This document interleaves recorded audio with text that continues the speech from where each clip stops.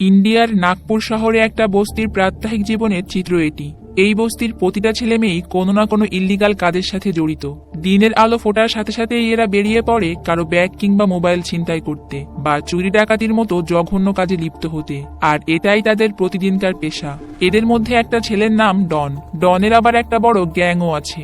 এদের সাথে নিয়ে এসে নানান অপকর্মে লিপ্ত হয়, আর দিন শেষে চুরি করা মাল জিনিসপত্র বিক্রি করে যে টাকা ইনকাম হয় তা সবটাই মদ গাঁজা আর সিগারেটের পেছনেই উড়িয়ে দেয়। ডন একদিন একটা দোকানে বসে মনের সুখে গাঁজা টানছিল, আর তাদের সামনে বসে থাকা একটা হ্যান্ডসাম ছেলে তাকে অনেকক্ষণ ধরে দেখতে থাকে। আসলে ওই ছেলেটা এখানকার একটা গ্যারেজের মালিক। ছেলেটির সাথে ডনের অনেক ঝগড়া লেগে যায়, আর তখনই তাদের দুজনকে থামানোর জন্য সেখানে বিজয় নামের একজন ভদ্রলোক চলে আসেন। সে অনেক কষ্টে তাদের দুইজনকে থামায় আর বলে এভাবে কখনোই মারামারি করা উচিত নয়। সে তাদের দুজনকে আরো অনেক কথা বলে। তো এসব শুনে ডন ছেলেদেরকে নিয়ে সেখান থেকে চলে যায়। তখন মিস্টার বিজয় দেখে ছোট্ট একটি বাচ্চা তামাক জাতীয় কিছু একটা খাচ্ছে। সে বাচ্চাকে জিজ্ঞাসা করে, তুমি কি স্কুলে যাও? বাচ্চাটা কোনো জবাব না দিয়ে সেখান থেকে চলে যায়। এরপর মিস্টার বিজয় তার চারিদিকে তাকিয়ে বুঝতে পারে বস্তির এই ছেলেমেয়েগুলো এখানে একদম নরকের মতো জীবনযাপন করছে। মূলত মিস্টার বিজয় একজন ফুটবল কোচ, সেই সাথে অনেক ভালো মনের একজন মানুষ, আর সে তার ক্যারিয়ারে দ্বার প্রান্তে চলে এসেছে। অর্থাৎ আর কিছুদিনের মধ্যেই সে রিটায়ার্ড করতে যাচ্ছে। মিস্টার বিজয় প্রতিদিনই তার বাড়িতে বিনামূল্যে মানুষকে পড়াতেন। তাছাড়া আশেপাশে সবার বিপদ আপদে এগিয়ে যেতেন সবার আগে। তবে তার কলেজ পড়ুয়া বড় ছেলে আবার এসব দানশীল মনোভাব একদমই পছন্দ করে না, কারণ মিস্টার বিজয় তার সারা জীবনের ইনকাম এসবের পেছনেই খরচ করে ফেলেছেন।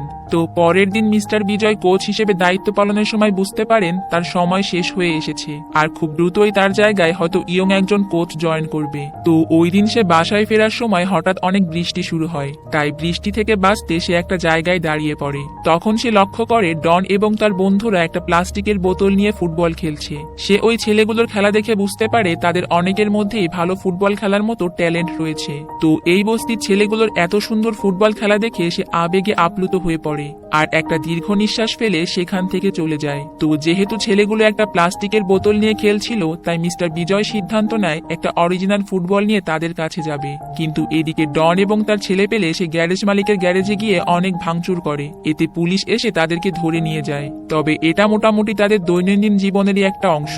তো যথারীতি মিস্টার বিজয় বল নিয়ে সেখানে হাজির হন। তবে তখন তারা সবাই মিলে জুয়া খেলায় ব্যস্ত ছিল।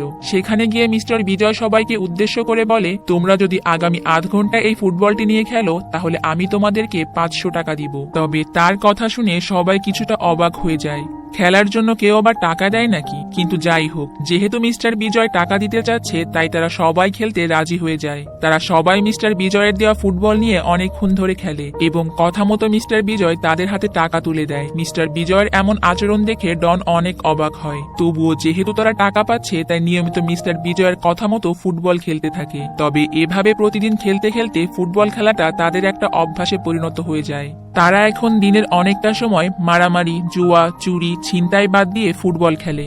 তারা এখন প্রতিদিনই সময় মতো খেলার জন্য মাঠে চলে আসে। এভাবে আস্তে আস্তে মিস্টার বিজয় ডন সহ বাকি সবাইকে ফুটবল খেলার নিয়ম কানুন খুব ভালোভাবে শেখাতে থাকে, আর প্রতিনিয়ত সবাই অনেক ভালো পারফর্ম করতে থাকে। তবে খেলার সময় তাদের ভেতরে অনেক সময় মারামারি হতো, আর মিস্টার বিজয় অনেক কষ্টে তাদেরকে আটকাতো।